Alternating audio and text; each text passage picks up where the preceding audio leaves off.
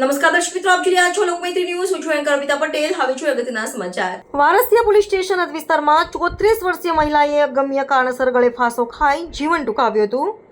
Varasiya police station હદ વિસ્તારના કરણી ખાતે આવેલ સ્વાદ ક્વાર્ટરમાં 34 વર્ષીય મહિલાએ અગમ્ય કારણસર ઘરે ફાંસો ખાઈને પોતાનું જીવન ટૂંકાવ્યું હતું. મોડી રાત્રે આશરે 1 કલાકે પોતાના ઘરે આગળના ભાગમાં પંખા સાથે દુપટ્ટો બાંધી ગળે ફાંસો ખાઈ પોતાનું જીવન ટૂંકાવ્યું, જેની માહિતી વારસિયા પોલીસને થતાની સાથે જ વારસિયા પોલીસ ઘટના આવી હતી અને મૃતકને પોસ્ટમોર્ટમ ખાતે SSG હોસ્પિટલ ખાતે લઈ જવામાં આવી હતી. નોંધનીય બાબત છે કે વડોદરા ઇલેક્શન વોર્ડ નંબર 7ના મ્યુનિસિપલ કાઉન્સિલર શ્વેતાબેન ઉત્તેકરની બહેન હોવાનો પ્રાથમિક અહેવાલ સૂત્રો દ્વારા પ્રાપ્ત થયો છે.